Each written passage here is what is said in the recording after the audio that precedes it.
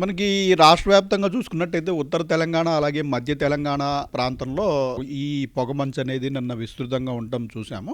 దీనికి మనం ఈ టెంపరేచర్లు అనేవి లోగా ఉన్నప్పుడు తక్కువ టెంపరేచర్లో అంటే మనకి ఇతర కాలాలతో పోల్చినప్పుడు ఇప్పుడు మాయిశ్చర్ జనరల్గా శీతాకాలంలో చాలా తక్కువ ఉంటుంది.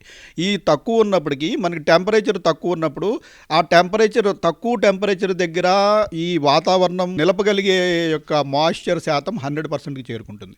సో ఈ తక్కువ మాయిశ్చర్లోనే కూడా ఈ టెంపరేచర్ తక్కువ ఉండటం వల్ల మనకి 100%కి చేరుకుంది ఈరోజు మనకి శంషాబాద్ ఎయిర్పోర్ట్ ప్రాంతంలో కూడా 50 మీటర్ల వరకు పొద్దున్న తెల్లవారుజామున మనం చూసాము. ఈ పొగమంచు అనేది మనకి ముఖ్యంగా తెల్లవారుజామున ఒక 3 గంటలు ఆ ప్రాంతంలో స్టార్ట్ అవుతుంది. ఇది మార్నింగ్ మనకి 7:30 8 గంటల వరకు కూడా కొన్ని ప్రాంతాల్లో కొనసాగే అవకాశం ఉంటుందండి. పొగమంచు ప్రభావం మానవాళిపైన ఎలాంటి ప్రభావం చూపిస్తుంది? దీని నుంచి ఎలాంటి జాగ్రత్తలు తీసుకోవాలంటారు?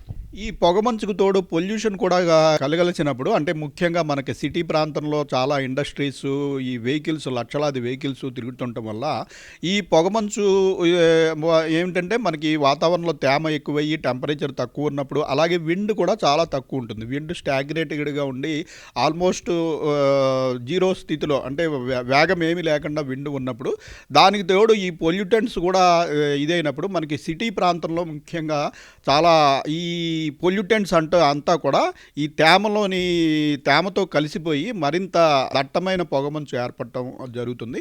దీనివల్ల ఏంటంటే తెల్లవారుజామున ఆరు బయట తిరిగి అటువంటి పీల్చడం వల్ల కొంచెం శ్వాసకోశ సంబంధమైన వ్యాధులు కలగడం జరుగుతుంది.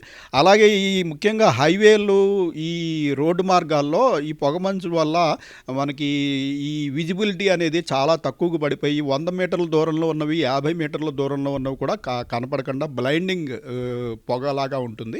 సో దీనివల్ల తెల్లవారుజాము ప్రాంతంలో ప్రయాణాలు చేసేవారు అలాగే వృద్ధులు పిల్లలు బయట తిరగకుండా ఉండడం అవసరమని భావిస్తారు.